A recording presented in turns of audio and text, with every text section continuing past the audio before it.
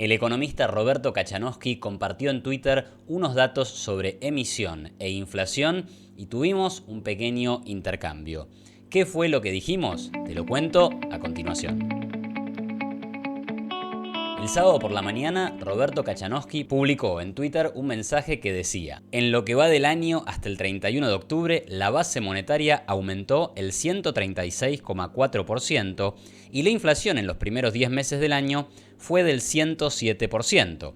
Agrego el dato de inflación para que no salten los ignorantes que hablan de nominalidad y que hay que descontarle la tasa de inflación. Es decir, la emisión superó la tasa de inflación y se mandaron flor de emisión diciendo que tienen superávit fiscal. 136% de emisión monetaria para un gobierno que iba a incendiar el Banco Central e iba a dolarizar. Los datos que muestra Roberto Kachanowski son efectivamente así.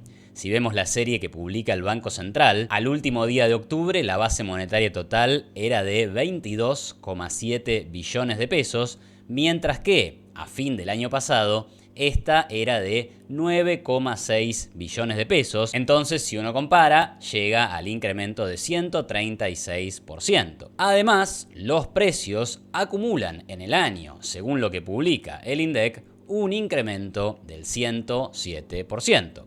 Esto quiere decir que la cantidad de dinero que crea el Banco Central creció un 14,2% en términos reales en lo que va del año. Y claro, uno podría preguntarse, ¿cómo es que crece la cantidad de dinero en términos reales en un país que tiene tanta inflación? ¿No debería estar bajando la cantidad de dinero para poder controlar la inflación? En base a estas preguntas, uno podría pensar que el gobierno está haciendo las cosas mal, lo que probablemente piense Roberto Kachanowski, un economista que no oculta sus críticas a la política económica del gobierno y tampoco al estilo con el que gobierna Milei. A mí personalmente me interesaron los datos que publicó y también el comentario que hizo, por lo cual decidí preguntarle cuál era su explicación para que, a pesar de este incremento de la cantidad de dinero, igual tuviéramos un descenso de la inflación y el dato de octubre haya sido el más bajo de los últimos 3 años. A esta pregunta me respondió: pisan el tipo de cambio, entre noviembre 23 y octubre 24, la canasta básica total aumentó el 100% y retrasaron los aumentos de las tarifas de los servicios públicos. De esta respuesta que me da se puede desprender una predicción. Es que si la inflación baja a pesar de la mayor emisión monetaria, una de dos: o bien la inflación no está explicada por la emisión monetaria, o bien lo que está pasando es que con algún mecanismo de controles de precios, el gobierno no está bajando la inflación técnicamente, sino que está reprimiéndola. Es decir, barriendo la basura por debajo de la alfombra. Lo que pasa es que si este es el caso, esto nos indica que en el futuro, tarde o temprano, la verdadera inflación va a aparecer y entonces va a ocurrir un salto inflacionario. Para asegurarme, le pregunté entonces, o sea que hay inflación reprimida y entonces tarde o temprano subirá nuevamente la tasa de inflación. ¿Es así como lo ves? Y gentilmente, Roberto me dijo: exacto, la sobrevaluación del peso en forma artificial es muy evidente. El carry trade fenomenal, que en algún momento pasa la factura. Después de este comentario, le respondí que me parecía que su argumento era consistente, pero que en mi caso yo no lo veía de la misma forma. Ahora bien, ¿cómo puede ser que una predicción sea consistente y sin embargo pueda llegar a no ser correcta? Bueno, creo que un ejemplo puede servir. Yo podría decir que en la medida que el peso de un cuerpo X sea superior a lo que una superficie puede sostener, entonces la superficie, al verse sometida al peso de este cuerpo, terminará rompiéndose. La cadena lógica de razonamiento es impecable y si las premisas son ciertas, entonces la conclusión también lo será. Pero bien, ¿qué pasa si resulta que el peso del cuerpo X es inferior al que yo había pensado? En ese caso, el cuerpo va a poder ser apoyado sobre la superficie y esta superficie no se va a romper. La predicción entonces no va a resultar cierta si algo en las premisas no es correcto. ¿Qué es lo que yo veo de diferente a como lo ve Roberto Kachanowski? Es que desde mi punto de vista, la inflación no está bajando porque el gobierno pise artificialmente el precio del dólar. ¿Cómo no? En primer lugar, porque existe un precio para el dólar en un mercado que es el mercado paralelo y allí el gobierno no puede fijar el precio de manera arbitraria. Esto ha sido probado por la historia reciente, en donde hemos visto brechas cambiarias gigantescas del 50, del 100 y del 180% a pesar de los intentos de todos los gobiernos por mantener esta brecha en niveles muy inferiores. El gobierno, igual, sí puede controlar el precio en algo que llamamos el mercado oficial. Y de hecho el gobierno de Milei ha hecho esto con el precio del dólar oficial. Lo fijó en 800 pesos por dólar en diciembre del año 2023 y de ahí en adelante ha fijado una pauta de devaluación mensual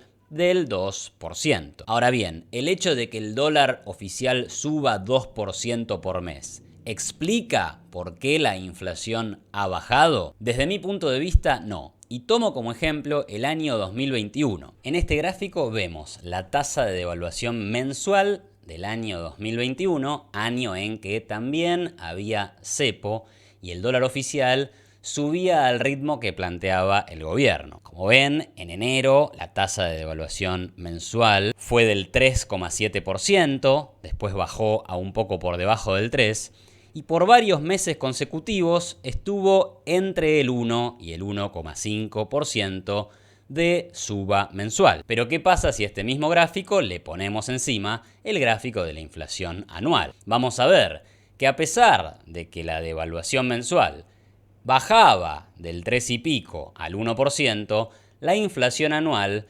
igual se aceleraba y pasó del 38% a principios de año al 50% en diciembre de 2021. O sea, no quiero decir que el dólar no influya para nada, pero sí quiero decir que no es necesariamente cierto que un dólar controlado por el gobierno sirva para bajar la inflación. Hay muchos casos en la historia reciente donde eso no ha sido así. En la actualidad se da que el crawling peg al 2% mensual coincide con un descenso de la tasa de inflación, tanto anual como mensual. Pero de acá no se desprende que la inflación baje producto del crawling peg. Ahora, algo que me parece evidente es que si la brecha cambiaria es de, por ejemplo, el 50%, si vos decidís eliminar el cepo, entonces vas a enfrentar un salto de la tasa de inflación. Pero ese salto va a ser mucho menor si la brecha es, por ejemplo, del 10%.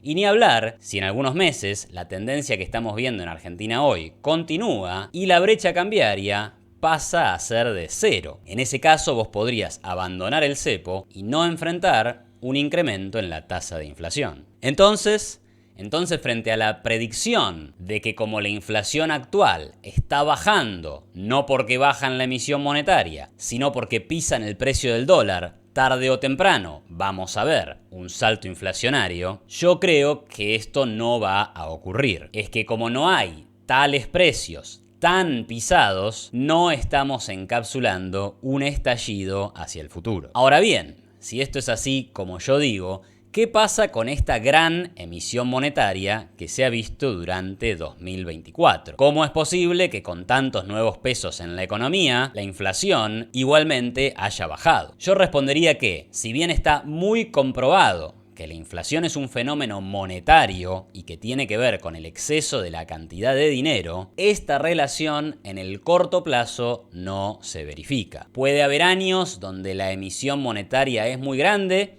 y la tasa de inflación es muy baja, o años en donde la emisión monetaria es muy baja, pero la tasa de inflación es comparativamente muy alta. Y esto nos indica que si este aumento de la cantidad de dinero no continúa en los próximos años, entonces puede que en realidad el proceso de desinflación continúe de forma sostenida hacia adelante. Una última cosa que podemos decir respecto de este tema es que la vara para decir si hay un exceso de emisión o no, en última instancia, la va a determinar la demanda de dinero.